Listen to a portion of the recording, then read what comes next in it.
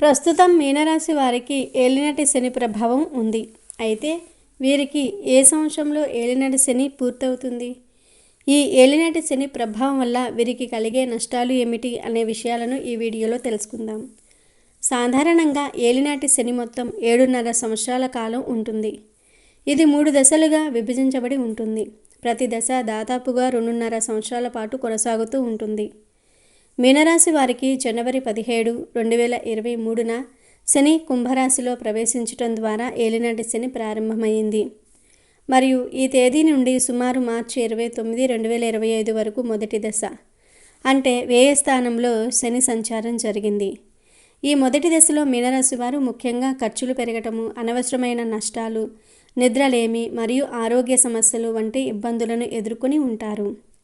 కానీ జ్యోతిష్య సిద్ధాంతం ప్రకారం ఈ మొదటి దశలో శనివారికి ఏకాంతాన్ని, ఆధ్యాత్మికతను మరియు భవిష్యత్తు ప్రణాళికలను వేసుకోవడానికి తగినంత సమయాన్ని కేటాయించి అంతర్గతంగా బలపరిచి ఉంటాడు.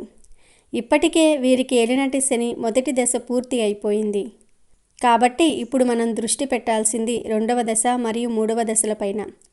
మీనరాశి వారు ఈ 2, 3 దశలలో ఎలాంటి పరిస్థితులను ఎదుర్కొంటారో ఇప్పుడు మనం ఈ వీడియోలో తెలుసుకుందాము. మీనరాశి వారు దయచేసి ఈ వీడియోని ఎక్కడా స్కిప్ చేయకుండా చూడండి. ఎందుకంటే ఈ వీడియోలో మీ జీవితానికి సంబంధించి ఎన్నో ముఖ్యమైన విషయాలు చెప్పడం జరిగింది. మీరు ఈ విషయాలను బయట తెలుసుకోవాలనుకుంటే చాలా డబ్బు ఖర్చు పెట్టాలి. ఈ విషయాలు ఎవరు ఊరికే చెప్పరు కనుక ఇలాంటి వీడియో మీకు ఎక్కడా కనిపించదు. కనుక వీడియోని చివరి వరకు చూడండి. అలాగే వీడియో నచ్చితే లైక్ చేసి షేర్ చేయండి. అలాగే మా ఛానల్ని కూడా సబ్స్క్రైబ్ చేసుకుని మాకు సపోర్ట్ చేయండి. అలాగే ఓం శనేశ్వరాయ నమః అని కామెంట్ చేయండి. ఇక వీడియోలోకి వస్తే మీనరాశి వారికి ఏలినాటి శని యొక్క 2వ దశ మార్చి 29, 2025న ప్రారంభమైంది. అంటే శని మీనరాశిలోనికి ప్రవేశించటం ద్వారా ప్రారంభమైంది. ఇది మార్చి 29, 2028 వరకు కొనసాగుతుంది. ఈ 2వ దశను జన్మ శని అని కూడా అంటారు. ఎందుకంటే శని సరిగ్గా మీనరాశిలోనే అంటే జన్మస్థానంలో సంచరిస్తాడు. జన్మస్థానం అనేది వ్యక్తి యొక్క వ్యక్తిత్వాన్ని, ఆరోగ్యాన్ని, ఆత్మవిశ్వాసాన్ని మరియు జీవిత లక్ష్యాలను సూచిస్తుంది. జన్మ శని దశలో మీనరాశి వారు ఎదుర్కొనే సమస్యలు చాలా లోతైనవిగా మరియు వ్యక్తిగతమైనవిగా ఉంటాయి. ముఖ్యంగా ఆరోగ్య సమస్యలు అధికమయ్యే అవకాశం ఉంది. నీరసము, శక్తి కోల్పోవటం, కీళ్ళ నొప్పులు, ఎముకలు లేదా పళ్లకు సంబంధించిన సమస్యలు మిమ్మల్ని ఇబ్బంది పెట్టవచ్చు. శనిగ్రహం యొక్క నైజం నిదానం కాబట్టి మీ ఆలోచనలలో, నిర్ణయాలలో మరియు పనుల అమలులో ఆలస్యం లేదా నిదానం కనిపిస్తుంది. ఏ పని చేసినా వెంటనే ఫలితం లభించక ఎక్కువ శ్రమ చేయాల్సి వస్తుంది. ఈ 2వ దశలో మీనరాశి వారు ఎదుర్కొనే మరో ప్రధాన సమస్య మానసిక ఒత్తిడి మరియు ఆందోళన. జన్మస్థానంలో శని సంచరించటం వల్ల ఆత్మవిశ్వాసం తగ్గటం, నిరాశ, తెలియని భయం లేదా ఒంటరితనం వంటి భావనలు చుట్టుముట్టవచ్చు. మీ వ్యక్తిగత ప్రతిష్టకు, గౌరవానికి భంగం కలిగే సంఘటనలు జరగవచ్చు. లేదా చిన్న చిన్న అపార్థాల వల్ల ఇతరుల దృష్టిలో మీ విలువ తగ్గే అవకాశం ఉంటుంది. బంధాలలో కూడా కొన్ని సవాళ్లు ఎదురవుతాయి. జీవిత భాగస్వామితో, కుటుంబ సభ్యులతో లేదా వ్యాపార భాగస్వాములతో విభేదాలు లేదా దూరం పెరిగే అవకాశాలు ఉంటాయి.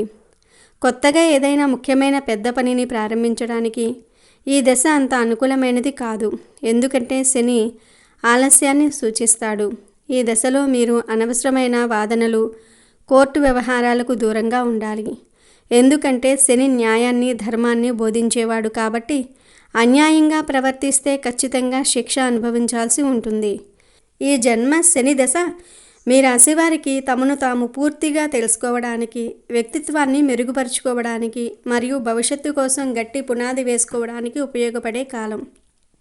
అయితే ఏలినాటి శని అంటే కేవలం చెడే జరగదు, కొంత మంచి కూడా జరుగుతుంది.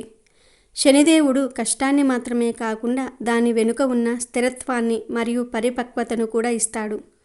ఈ 2వ దశ మీనరాశి వారికి కలిగించే ప్రధాన లాభం ఏమిటి అంటే ఇది వారికి అపారమైన సహనాన్ని, కష్టపడే తత్వాన్ని మరియు నిజమైన పట్టుదలను నేర్పుతుంది.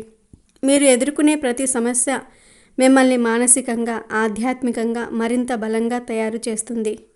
ఈ సమయంలో మీరు మీ నిజమైన స్నేహితులు మరియు శ్రేయోభిలాషులు ఎవరో స్పష్టంగా తెలుసుకోగలుగుతారు. అనవసరమైన బంధాలు, మీ ఎదుగుదలకు ఆటంకం కలిగించే వ్యక్తులు మరియు వస్తువుల పట్ల వ్యామోహం నుండి శని మిమ్మల్ని దూరం చేస్తాడు. తద్వారా మీ జీవితం శుద్ధి చేయబడుతుంది. మరి ముఖ్యంగా 2వ దశలో శని జన్మస్థానంలో ఉండి మీ కర్మల ఫలితాలను చాలా బలంగా ఇస్తాడు.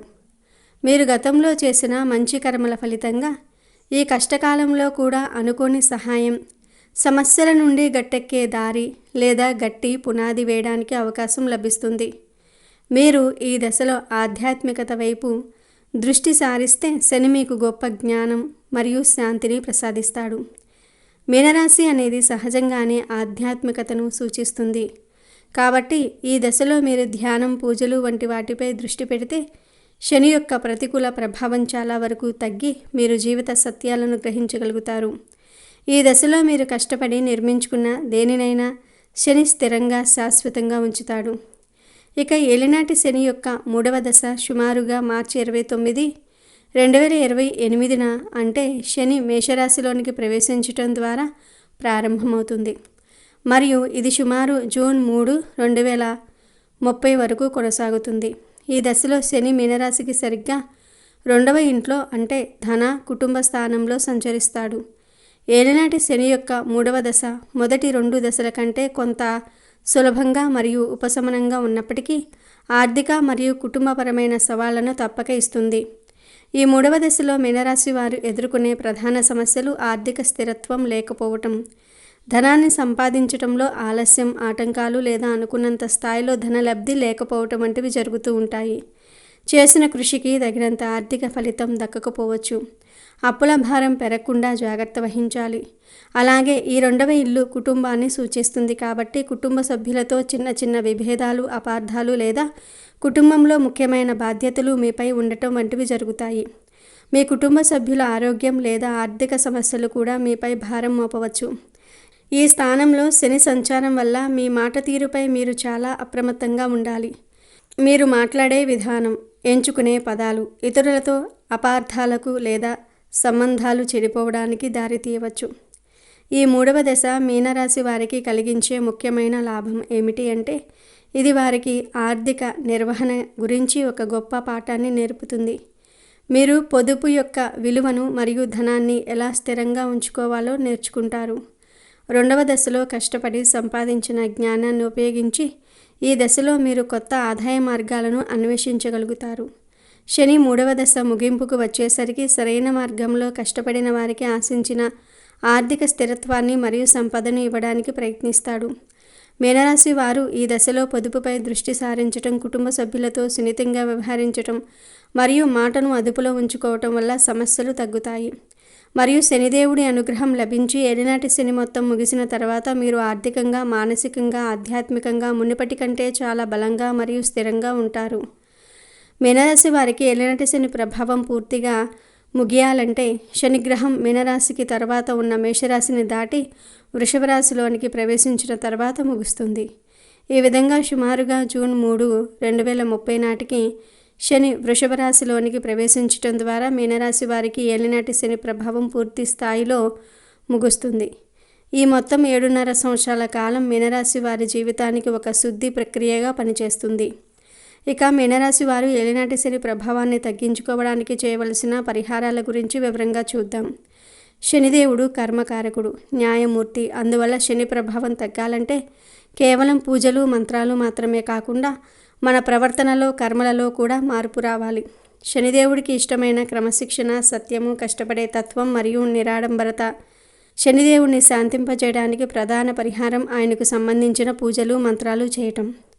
ప్రతి శనివారం రోజు శని ఆలయానికి వెళ్ళి నువ్వుల నూనెతో లేదా ఆవాల నూనెతో దీపం వెలిగించటం చాలా ఉత్తమం.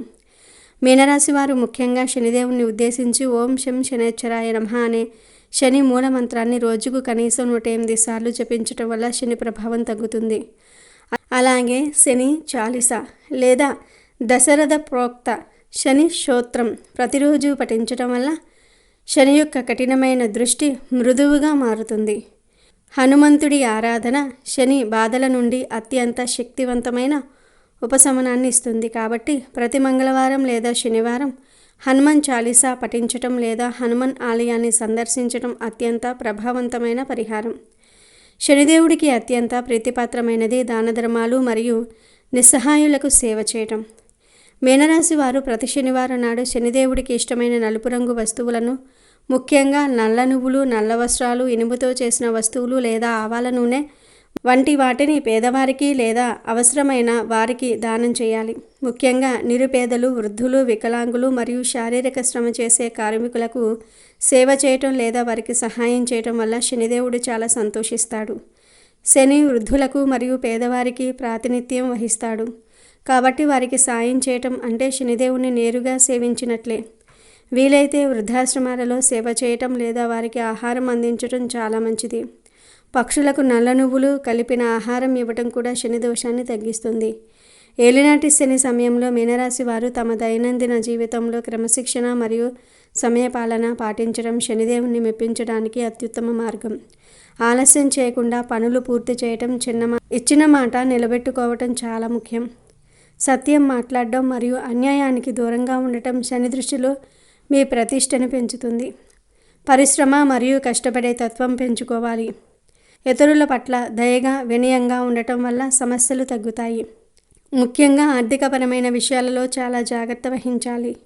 అనవసరమైన అప్పులు చేయటం లేదా రిస్క్ ఉన్న పెట్టుబడులు పెట్టడం మానుకోవాలి. 2వ మరియు 3వ దశలో ఆరోగ్యం మరియు ఆర్థిక స్థిరత్వంపై దృష్టి పెట్టాలి. 2వ దశలో ఆరోగ్యంపై శని ప్రభావం ఎక్కువగా ఉంటుంది. కాబట్టి మీనరాశి వారు ప్రతిరోజు వ్యాయామం, యోగా మరియు ధ్యానం చేయటం తప్పనిసరి.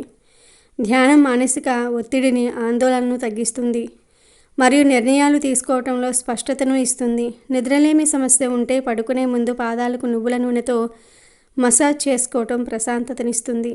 శని సంచారం కీళ్ళు, ఎముకలను ప్రభావితం చేస్తుంది. కాబట్టి కాల్షియం మరియు విటమిన్ డి ఉన్న ఆహారాన్ని తీసుకోవటం చాలా ముఖ్యం.